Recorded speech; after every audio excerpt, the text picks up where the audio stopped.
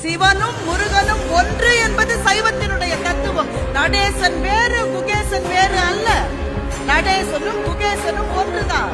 எப்படி ஒரு நெருப்பில் இருந்து இன்னொரு நெருப்பு வந்தால் ஒன்று பெரு நெருப்பு ஒன்று சிறு நெருப்பு அல்ல, ரெண்டு நெருப்பு தான்.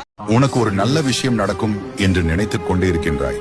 அது நடக்குமா நடக்காதா என்று குழப்பத்தில் இருக்கின்றாய். அது கண்டிப்பாக நடக்கும். நான் இருக்கின்றேன். உன்னை விட்டு போனவர்களை நினைத்து வருந்தாதே. உனக்கு யாரும் ஆறுதலாக இல்லை என்று வருத்தப்படாதே.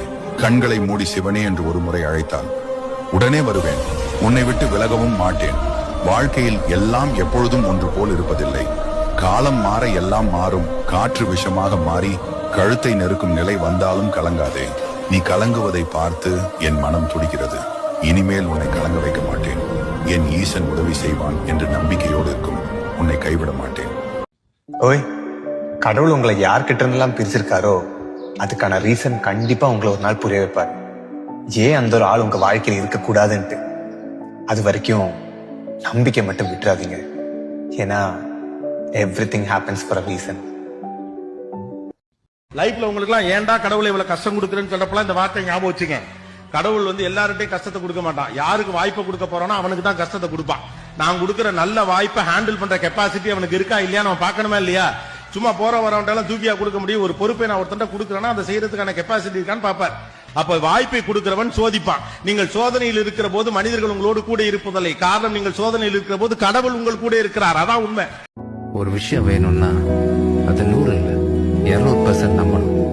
அப்படி நம்பணும் வைங்க, இந்த உலகம் மொத்தமும் சேர்ந்து நமக்கு இந்த விஷயத்தை நடத்தி கொடுக்கும்.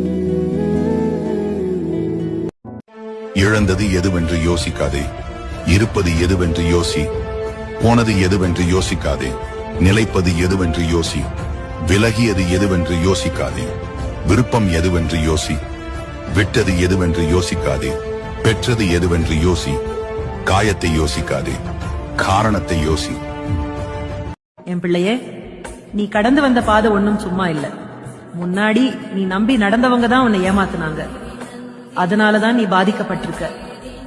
இப்ப உன் மனசு குழப்பத்தில் இருக்கு. எதை தொடங்கணும் எதை விட்டுடணும் தெரியாம தள்ளாடுற.